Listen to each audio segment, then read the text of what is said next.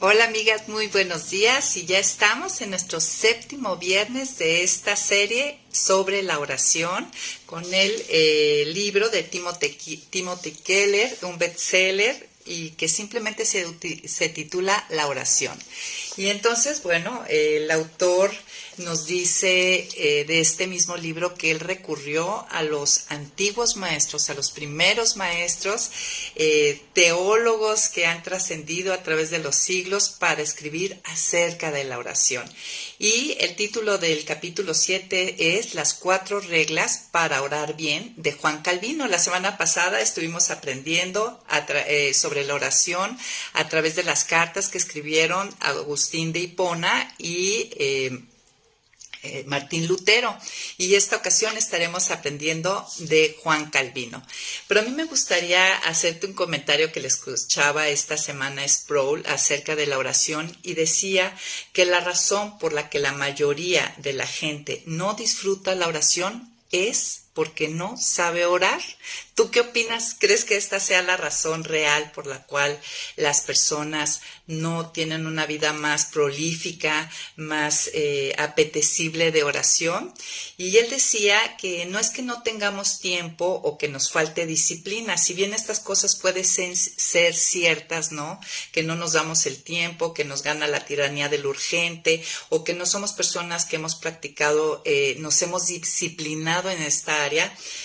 Bien puede ser cierto, pero no son, él señalaba que no es la razón o no son las razones principales por las que el creyente muchas veces nos quedamos cortos en nuestra vida de oración y no logramos lo que podríamos lograr y disfrutar de la oración como muchas veces lo deseamos.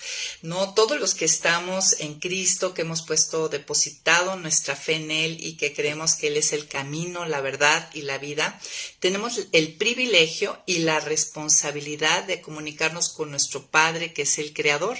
Sin embargo, muchos descuidamos esta área de nuestra vida, esta disciplina espiritual, la oración, y además sentimos culpa por ellos, ¿no? Los que no hemos podido desarrollar el espíritu, como que decíamos que la oración es una respuesta ante la revelación de Dios, y los hijos de Dios hemos recibido mucha revelación a través de su espíritu y de sus escrituras y de la creación. Entonces hay un deseo, hay un anhelo, ¿no? Donde mora el Espíritu Santo y Dios está revelando, definitivamente se está despertando un deseo y un anhelo, pero siempre sentimos en cierta manera que nos quedamos cortos e incluso nos causa culpa, ¿no?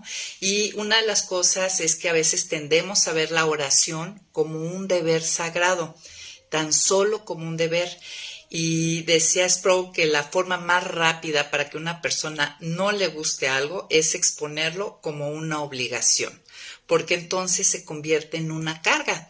No sé si tú has experimentado a veces esta culpa, este deseo se ha transformado en una carga porque lo ves como la obligación de los hijos de Dios, pero en realidad y finalmente, y la realidad es que la oración sí es un deber, estamos llamados a una vida constante de oración, pero no es la idea de Dios que lo veamos como una carga obligatoria, ¿no? Sino que muchas veces lo vemos como una carga y como una obligación porque no sabemos orar, ni hemos aprendido realmente a orar y no es placentero. Cuando algo se vuelve placentero, cuando algo se vuelve hermoso, el corazón en lo natural lo busca, lo sigue, ¿no? Tú generalmente buscas lo que te hace sentirte feliz, gozosa, cuando es algo bello, placentero, es una respuesta natural.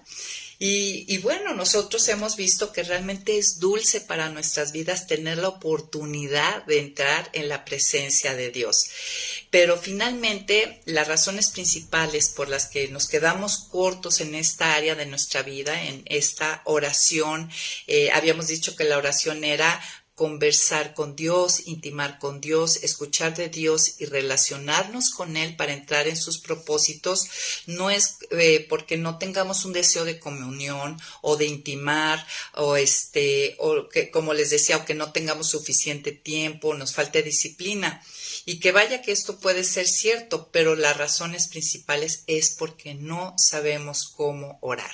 Entonces, si estamos aquí, pues estamos en un lugar correcto, aprendiendo y Dios llevándonos en un camino para aprender y que sea disfrutable. Ahora, no saber cómo orar realmente no debe de sorprendernos, porque si observan, los discípulos, la única cosa que le pidieron a Jesús que les enseñara, Jesús en su ministerio estuvo todo el tiempo siendo un maestro para ellos, ¿no? Eso es un discípulo, lo estuvieron siguiendo, aprendiendo de él, de qué decía, lo que hacía, cómo vivía.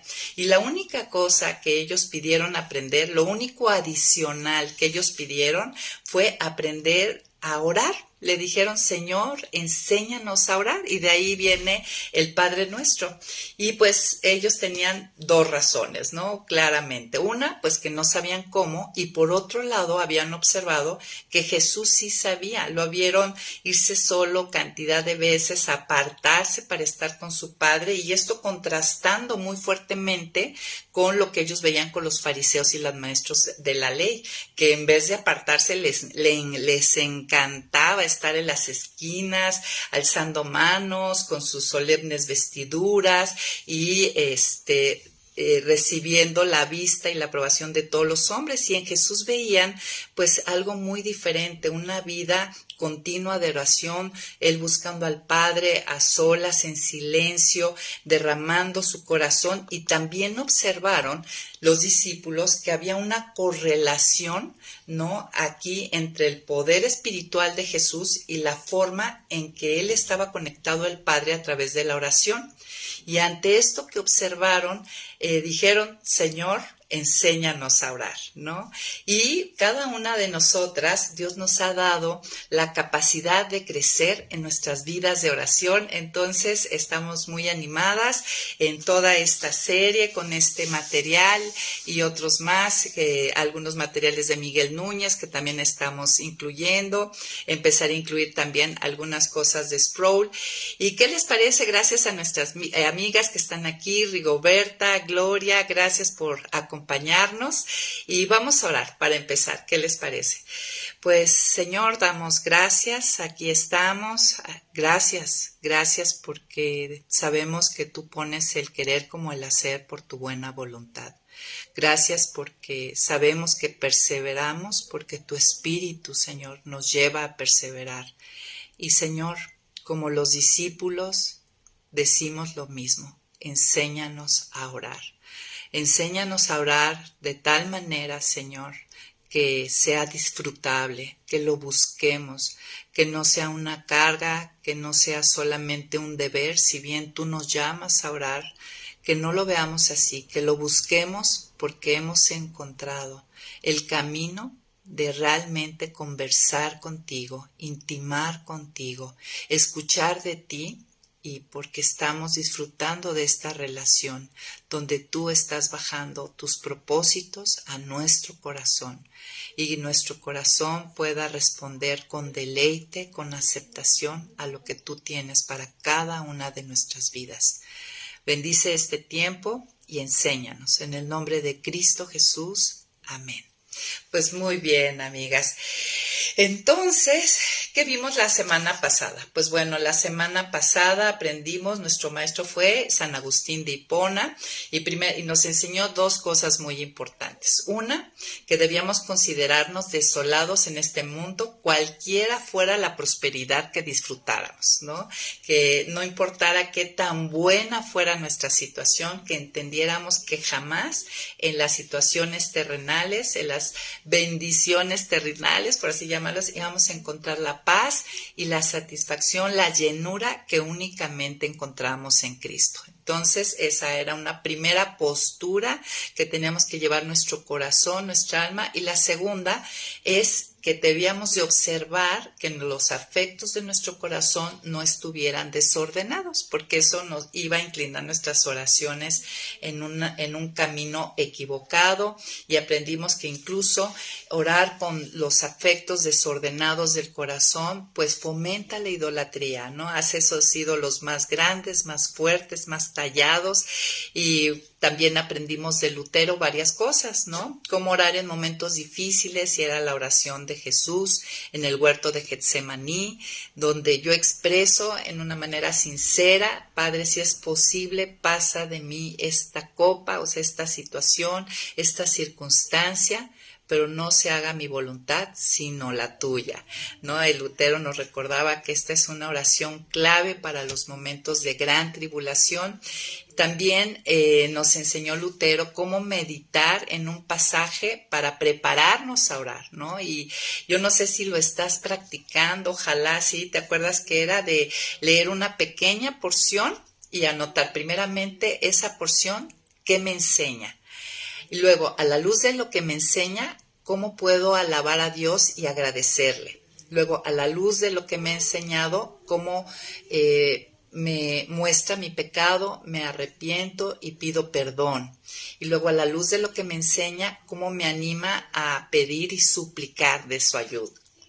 Y decíamos que esta pequeña introducción ayuda a centrar, a apagar los ruidos, ¿no?, con los que a veces entramos en nuestro tiempo devocional, y nos prepara para orar. También Lutero nos animaba a orar 2 veces al día y a orar con el Padre Nuestro, ¿no?, aplicándolo a nuestras circunstancias diarias, que no fueran, como dice Mateo 6, oraciones repetitivas, pero sí tomando el esquema del Padre Nuestro, que nos lleva a no tener distracciones, que de repente ya no sabes qué orar o siempre estás orando lo mismo, ¿no? Y también Lutero nos animaba a que cuando estamos con Dios en esta oración y el Espíritu Santo nos empezara a ministrar, que paráramos de nuestro menú de oración que teníamos y nos dispusiéramos a escucharlo, que era el momento en que el Espíritu Santo, él le llamaba, nos predica.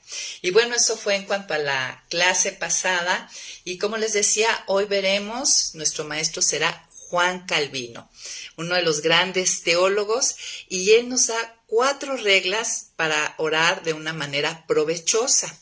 Y la primera regla se refiere que el que se acerca a Dios en oración, buscando esa conversación, ese intimar, ese relacionarse, debe haber un sentido de temor y reverencia, ¿no? La oración provechosa es hecha por un hijo que ha comprendido y ha desarrollado el temor a Dios, es decir, la reverencia al Creador y Padre. En muchas traducciones de la Biblia a veces viene temor, la palabra temor o reverencia como un sinónimo. Entonces Juan Calvino, que nos dice que el que va a orar, el que tiene acceso al Padre, tiene que venir con ese sentir, ¿no? Y es que debemos de entender que la audiencia personal y conversación que tenemos no es con otro igual a nosotros, sino con el Dios todopoderoso del universo. Y ya el centrar nuestra mente en con quién vamos a entrar en una conversación, a quién tenemos acceso, debe de ubicarnos. No es con otro igual, no es mi compadre. Si es bien amigable, no es, como dice por ahí una canción, ¿no? No es igual, aunque se hizo hombre, no es igual a mí. Somos totalmente diferentes. Y si aquí en el plano terrenal, cuando vamos a estar, nos da audiencia alguna persona que está en mayor autoridad, yo entro con el entendido de delante de quién voy a estar, hablando en el terreno humano, cómo no ubicar el corazón de con quién voy a tener audiencia, ¿no? Con el rey. Habíamos dicho que la palabra acceso se utilizaba en la antigüedad precisamente para cuando los ciudadanos literal tenían acceso al rey, a una audiencia con el rey, y nosotros tenemos acceso con este rey que resulta que es nuestro Padre, pero no deja de ser el rey, el creador, el sustentador y el autor de todo. ¿no? Entonces eso mi corazón lo tiene que saber. Yo no puedo entrar como si entrara con mi compadre, ¿no? Claro que hay familiaridad, claro que hay confianza, como dice Hebreos, pero no es mi compadre, ¿no? O sea, hay a veces unos lenguajes así como que realmente que no reflejan la realidad de con quién tenemos esta relación.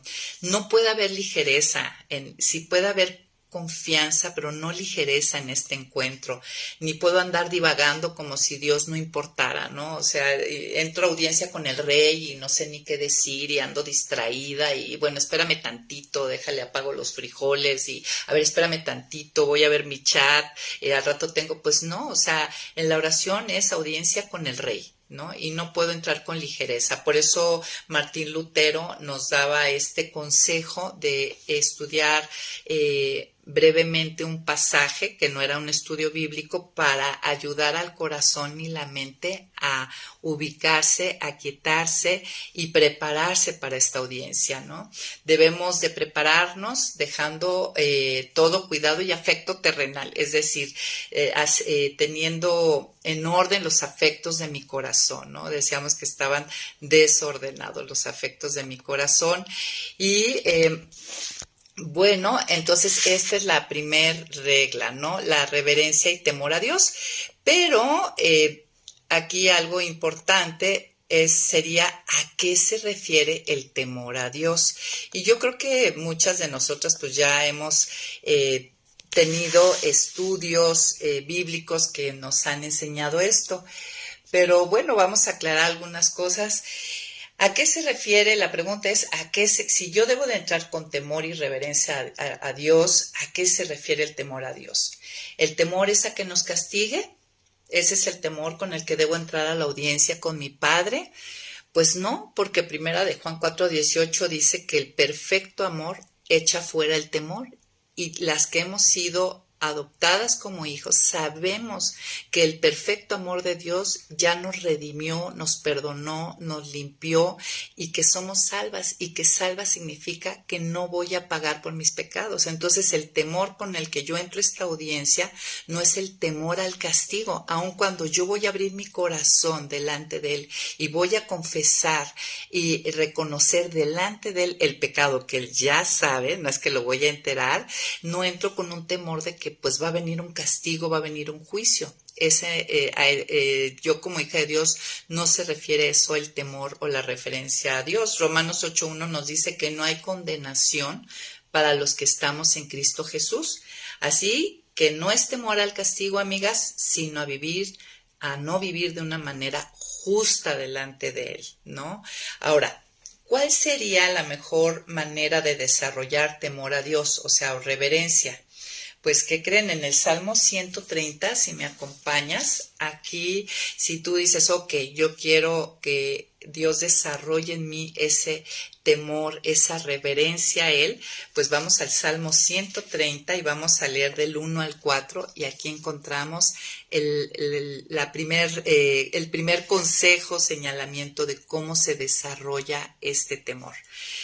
¿Ya estás ahí conmigo? Salmo 130, versículo del 1 al 4. Dice, a ti clamo, Señor, desde el fondo de mi angustia. Escucha, Señor, mi voz, que no se cierren tus oídos al clamor de mi súplica. Señor, si te fijaras en nuestros pecados, ¿quién podría sostenerse en tu presencia? Pero en ti hallamos perdón, para que seas reverenciado. Aquí nos está hablando que el perdón, el tener este acceso, el saber que tenemos este privilegio y que somos perdonadas, que no entramos con un temor al castigo, tiene que llevar a reverencia, ¿no? Entender este perdón, las implicaciones de este perdón, tiene que llevarnos a una reverencia, a una honra, a un temor. Uno de los grandes propósitos del perdón, entonces, es desarrollar gratitud y reverencia. El perdón debe conducir a la pureza y a un temor apropiado a desagradar a aquel que ha sido tan misericordioso conmigo. o sea, que no me ha tratado como me merezco y que sé que entro en este acceso a Dios, en esta audiencia, sé y voy con la seguridad de que voy a recibir su misericordia, porque delante de Él todo está al descubierto, amigas. Y eso me hace sentirme abrumada, ¿no? Esta misericordia sobrecogida por su bondad, por su gracia, y me debe de llevar a una decisión natural de no pecar contra bondad tan grande que recibo. Y decía el autor del libro que es como cuando ponen en tus manos un jarrón muy valioso, digamos estos famosos jarrones de la dinastía Ming, ¿no? Que tienen miles de años y que todavía existen, como si alguien te pusiera en tus manos ese jarrón, pues tú tendrías mucho miedo, mucho cierto temor, nos dijeran, lleva este jarrón de aquí del comedor a la sala, pues tú irías con temor, no de que el jarrón te fuera a hacer daño a ti, sino de tú hacerle daño a algo tan valioso. Y este sería como un pequeño paralelo, ¿no? De entender cuál sería nuestro temor. No es que nos va a hacer daño, sino que yo pudiera dañar a eso valioso. Ahora, definitivamente, de acuerdo a la escritura y la naturaleza de Dios, yo no puedo hacer nada para lastimar a Dios, amigas, realmente. O sea, Él se puede llegar a afligir, a sentir triste, porque obviamente el vivir mal, el pecar, me hace daño a mí y hago daño a los demás. Pero debería de estar la idea es que yo sé que no puedo en sí lastimar a Dios, no es un jarrón valioso, ni lo puedo romper, pero sí debería de estar intensamente preocupada de no deshonrarlo, ¿no? De no deshonrar a aquel que es glorioso e hizo y sigue haciendo tanto por mí. Honrar tiene que ver con lo que tiene más peso. Yo en mi vida tengo que mostrar, la idea es que mi vida demuestre y muestre que lo que tiene más peso en mi vida es Él, ¿no? Si yo he entendido quién es Dios y la oración me revela quién es Dios, cada vez debe de haber más peso de su persona y su importancia en mi vida que mi propia vida. Este sentido de reverencia es crucial para la oración, amigas. El hecho de que tengamos acceso a su presencia y atención debe de llevarme a concentrar mis pensamientos y elevar mi corazón, ¿no? O sea, ubicarme. No es un encuentro con otro igual a mí, decíamos. Entonces, esta es la primera regla. Debo ser una persona que ha desarrollado, comprendido y aprendido acerca del temor y la reverencia a Dios. Por otro lado, la segunda regla que nos dice Juan Calvino es que la persona que ora debe de tener y desarrollar la humildad espiritual, ¿no? Y humildad espiritual implica un fuerte sentido, ¿no? Un fuerte sentir de nuestra dependencia de Dios en general, en cuanto a todo, ¿no? Una disposición a reconocer y arrepentirme de mis propias faltas. Yo debo de entrar con esa disposición, debo tener esta humildad espiritual, ¿no? A reconocer, ¿no? Delante de él, o sea, todo está descubierto y eso pasa, amigas, las que abres tú la escritura, preparas tu corazón, el Espíritu Santo está ahí trabajando y por supuesto, hay veces que dices, pues, ay, ¿de qué pediré perdón hoy? Pues, a lo mejor esto al otro, pero abre la escritura y vas a ver cómo Dios va a mostrar cuántas cosas faltan en mi ser, ¿no?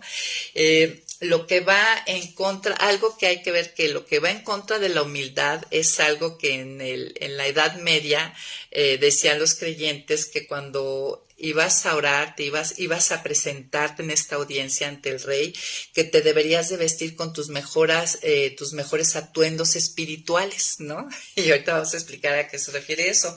Esto va en contra de la humildad, ¿no? Era la idea que tú te vistieras con tus mejores atuendos espirituales para impresionar a Dios con tu devoción, ¿no? Y cuando yo leía esto, pues enseguida me vino el pasaje de los fariseos en Mateo 6, que están, como les mencionaba, en las esquinas, parados, orando para ser vistos de todos, ¿no? Haciendo un gran despliegue de su devoción, de de su entrega, de su pulcritud delante de Dios. También me venía el pasaje donde entra el fariseo y el publicano dándose golpes en el pecho, reconociendo con toda humildad que era pecador, y el publicano alzando el pecho, alzando la cabeza y dando gracias a Dios que no era como ese publicano, ¿no? Entonces esto es como vestirte con tus mejores atuendos espirituales, y eso va en contra de la humildad, ¿no? Debo acercarme. ¿Cómo debo acercarme a esta audiencia, a esta conversación, a este intimar? Con una actitud exactamente opuesta. Debemos ser implacablemente honestos sobre nuestras faltas y debilidades y no tratar de poner mi mejor cara, ¿no? Dejar toda pretensión y falsedad. Y esto es muy importante para que se pueda dar esa intimidad con el Padre. Si yo voy poniendo mi mejor cara, aparentando, creyendo que yo necesito mostrar lo mejor de mí fabricado, pues no se da intimidad, amigas, no puede haber intimidad, y es una gran obstrucción para que el Espíritu Santo trabaje en mí. Algo bueno, y la buena noticia es que una oración bíblica, una oración bien preparada, exige y produce humildad. O sea, una oración bien llevada nos va a producir humildad, porque va a descubrir de la manera más amorosa realmente quién es Él y quién soy yo.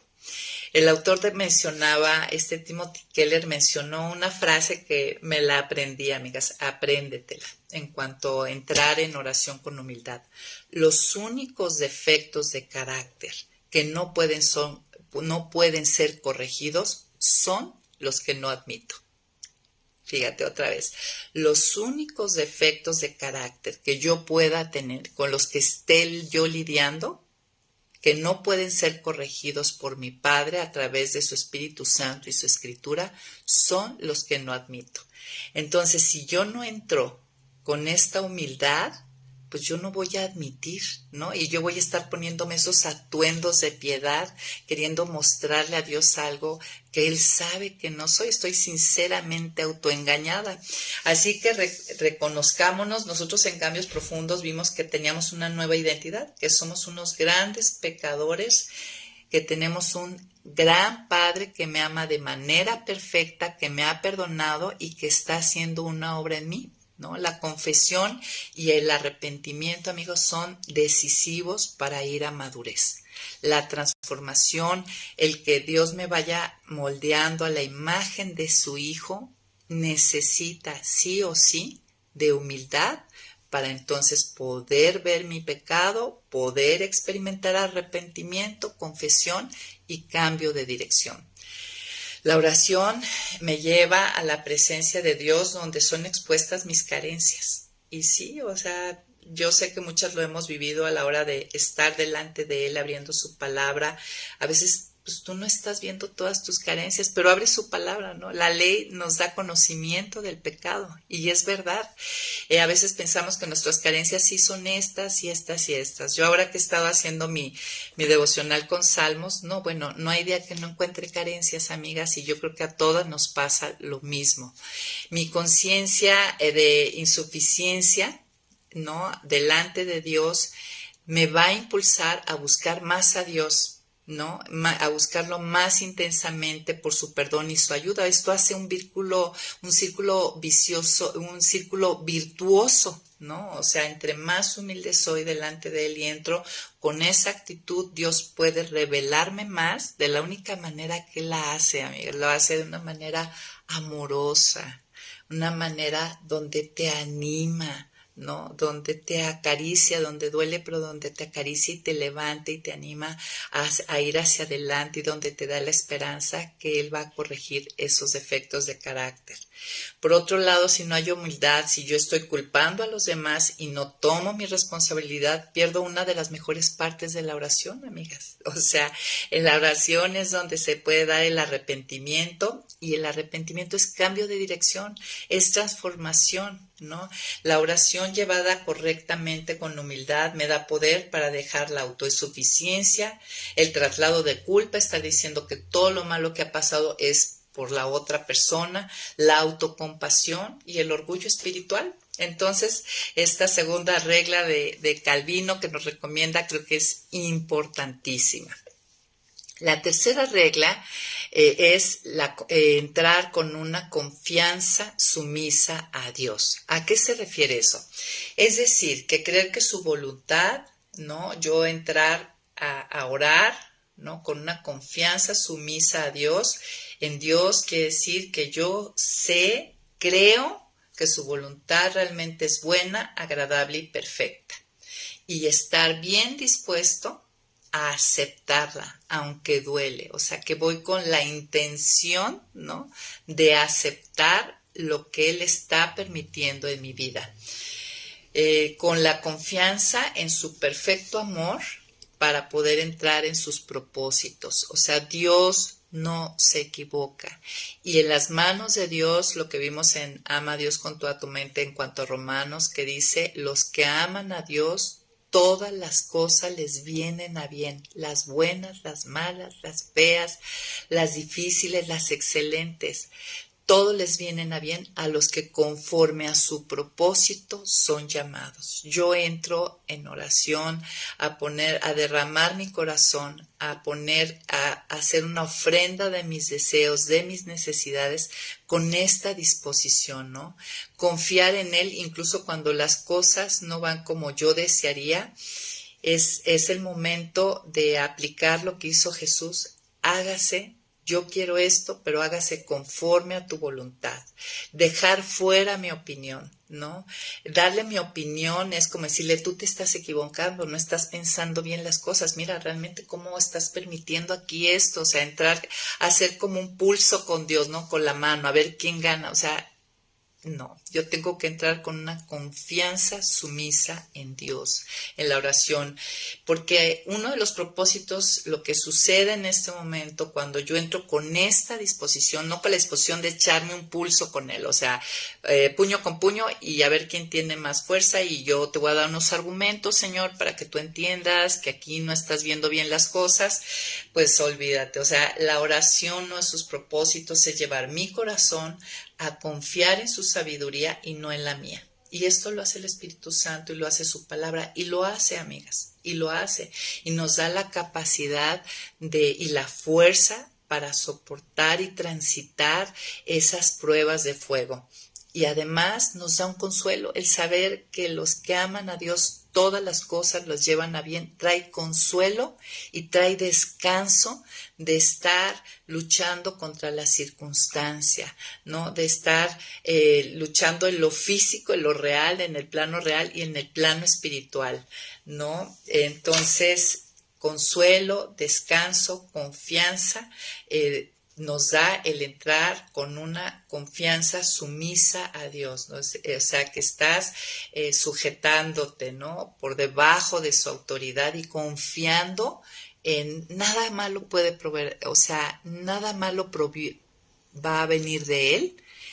Y lo que sí es que lo malo de nosotros y de este mundo caído, de mi pecado y del pecado de otros que me alcanza, Él tiene la capacidad de llevarlo a bien.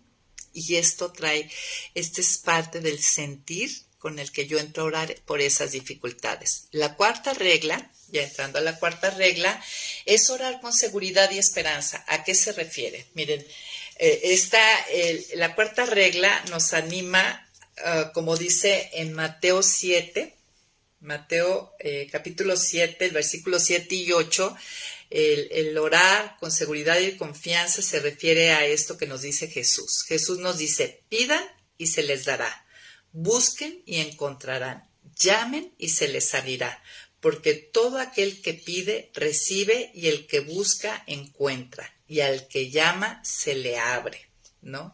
Entonces esta regla nos anima a esto, a aplicar esto, a animarnos a pedir, a buscar, a llamar, esperando recibir. ¿Se acuerdan que una de las cosas que el autor al principio del curso nos animaba era acercarnos a Dios con la expectativa de sí recibir, no como, bueno, voy a orar, pero ya sé que no me va a contestar, ¿no? Sino de sí recibir, ¿no?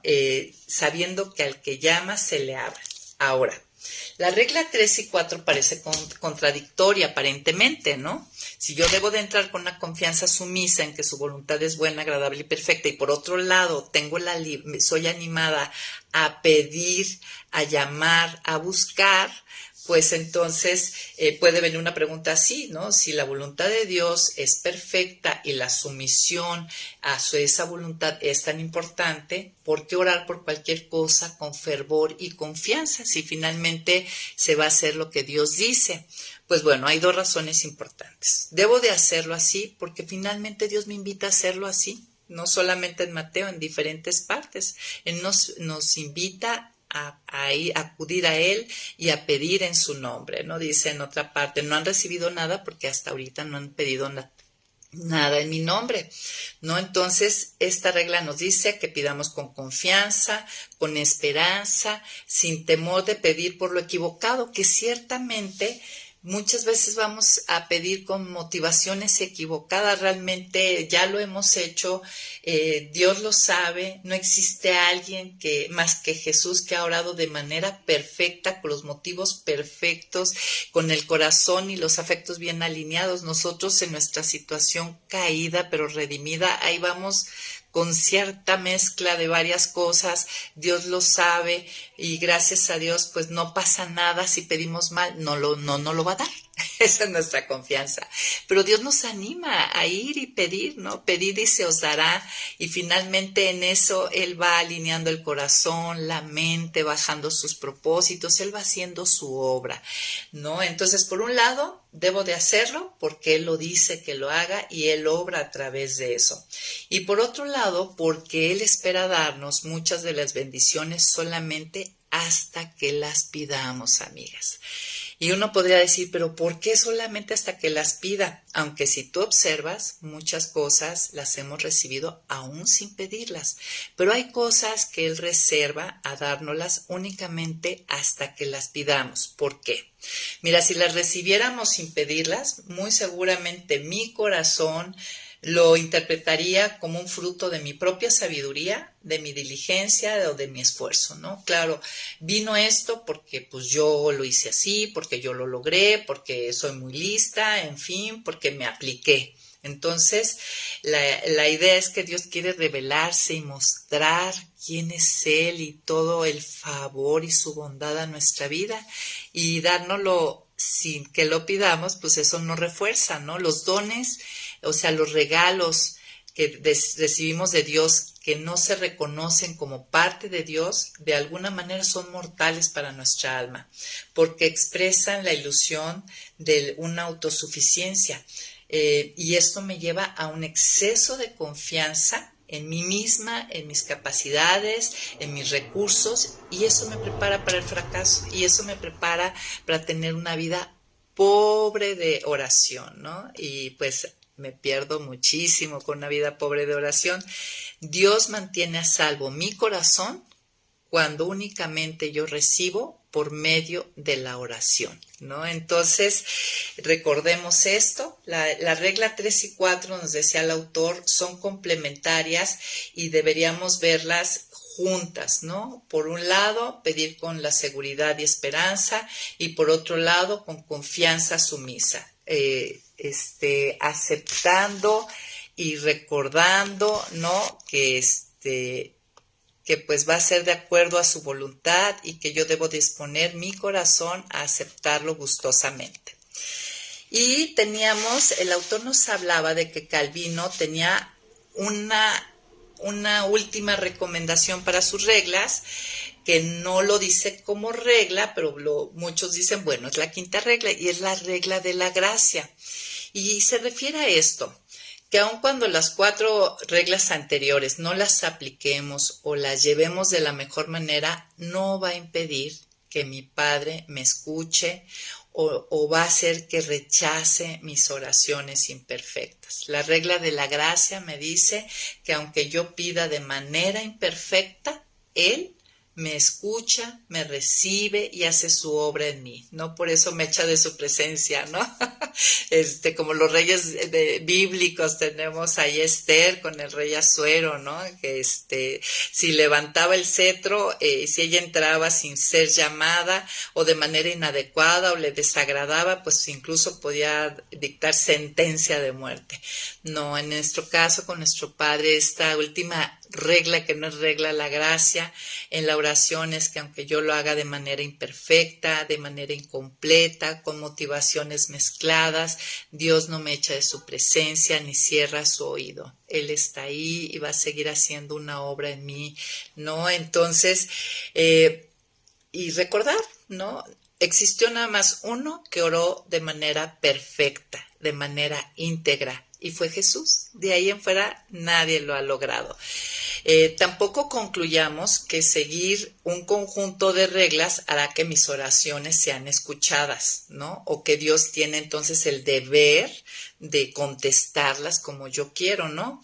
Nada de lo que hagamos, amigas, nos hace dignas o merecedoras de ser escuchadas, ¿sí? Solo por la gracia no soy escuchada, soy recibida.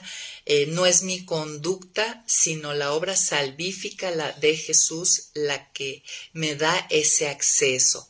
Las reglas, el seguir, el buscar que mi corazón se alinea, todo esto no gana ni merece la atención de Dios. Y muchas veces, ya habíamos hablado de esto, yo a veces puedo entrar con esa idea, ¿no? De que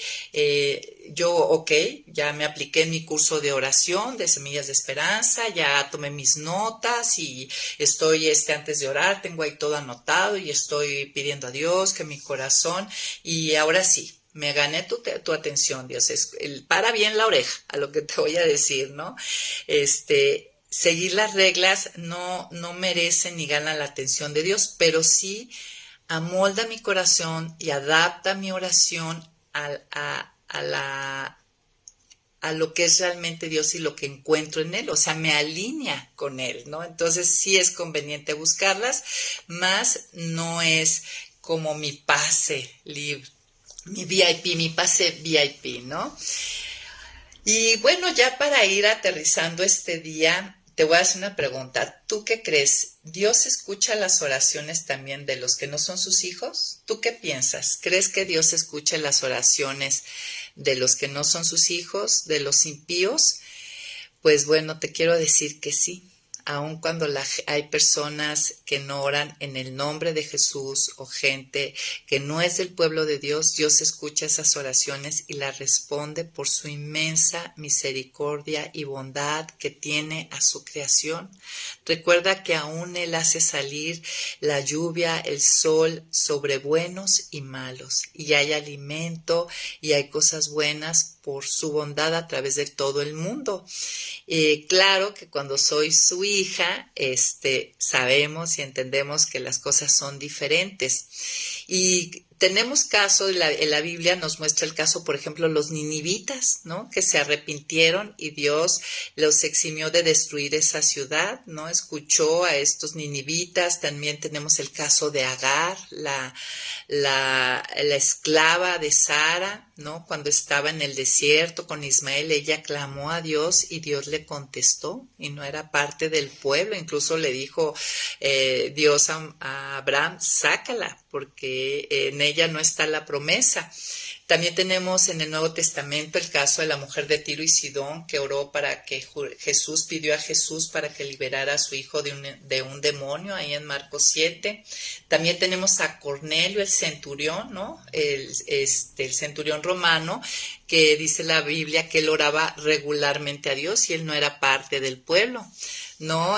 También tenemos la oración del malvado rey Acab. Entonces, así es nuestro Dios. Esto nos muestra la bondad de nuestro Dios. Y si Dios escucha al impío, al no llamado, al no escogido, cuán grande garantía y consuelo me da el acercarme confiadamente al trono de la gracia, sabiendo que a las hijas tenemos un lugar especial en su corazón, un cuidado especial, un propósito Él tiene para nosotras. Y por otro lado, quisiera hacerte una pregunta. ¿Has caído en la trampa de orar en tu propio nombre? ¿Habías escuchado esto? De esto nos hablaba el autor. ¿Y qué sería orar en mi propio nombre? Pues mira, orar en mi propio nombre, guardémonos de orar en nuestro propio nombre, que significa que yo pienso que por mi servicio, mi obediencia, mi fidelidad o mi perseverancia en Dios, Él debe de escucharme y contestarme. O sea, que por mis propios méritos, ¿no? Él debe de escucharme y responderme. Eso sería orar en mi propio nombre. Y bueno, hay que guardar el corazón de esto también, no estar entrando a esa audiencia con el rey, a esta conversación, a esta intimidad, a esta relación, pensando que por mi obediencia, y lo digo entre comillas, por mi piedad, por mi servicio, por mi perseverancia, es que yo tengo derecho a ser escuchada y ser respondida. Eso es orar en mi propio nombre. Y aún las que oran en su propio nombre, al final de la oración dicen en el nombre de Cristo Jesús, porque es parte de ser obediente. Esta es una trampa, ¿no? Pero bueno, ya por último, amigas, vamos a contestar la pregunta: ¿por qué solo a Jesús pertenece el privilegio de la oración y el acceso al Padre? ¿Por qué solo a Jesús? Y por otro lado, ¿por qué yo soy siempre escuchada por causa de Jesús? ¿No? Por un lado, solamente a Jesús es el único que tiene el derecho, el merecedor de la oración, de acceso al Padre.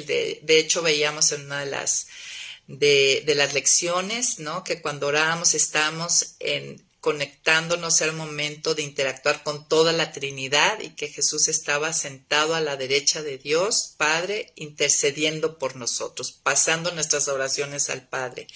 Y la pregunta es: ¿por qué yo soy escuchada por causa de Jesús? Entonces, primero, miren, después de la caída, Dios a los que llama y escoge desde un principio, desde el Antiguo Testamento, los llama hijos, ¿no? O sea, con esto refleja que Él a los que llama y escoge ya tenía desde siempre un plan de adopción como hijos. Miren, Dios llama a la nación de Israel mi primogénito. Si vas conmigo a Éxodo 4, en el versículo 22 y 23, mira cómo Dios llama a la nación de Israel. Dice: pero tú le dirás al faraón, así ha dicho el Señor, Israel es mi hijo, es mi primogénito. Ya te he dicho que dejes ir a mi hijo para que me sirva, pero tú no has querido dejarlo ir. Por eso ahora voy a matar a tu hijo primogénito. Y ahí es donde vino la última plaga. También, y vemos también en Oseas, que hace la mención de cómo llamó a su hijo para que saliera de Egipto en el Éxodo. También vemos cómo nombró a David y a Salomón para que fueran sus hijos, pero estos fracasaron en esta obediencia al Padre y de comportarse como sus verdaderos hijos.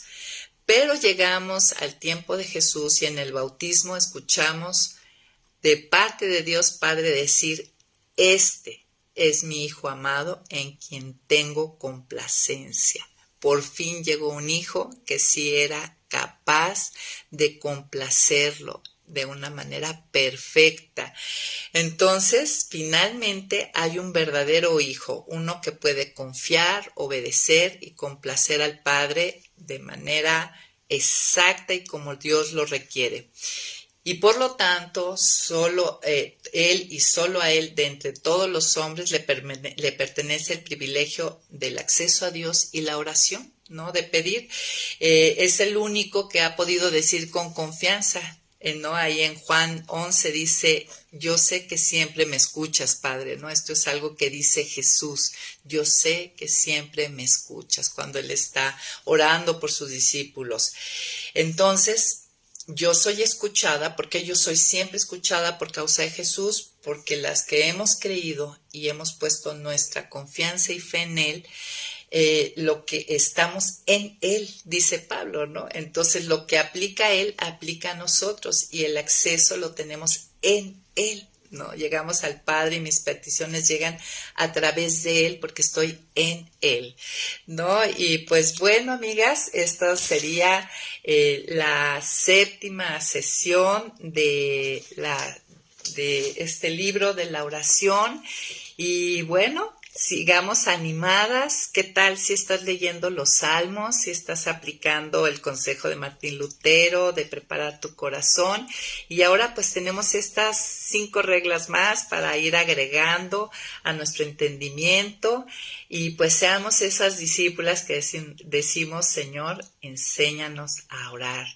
Y seamos muy animadas. La mayoría de la gente no ora porque no ha sido una experiencia que disfrute muchas veces, que ve como una obligación, porque finalmente no sabe cómo orar, pero nosotras estamos aprendiendo y la idea es que aprendamos el camino de que esto sea de gran disfrute, esta audiencia con el Rey, este acceso a nuestro Padre, sea de gran disfrute y edificación para nuestra vida. Muchas gracias por acompañarnos. Bye bye.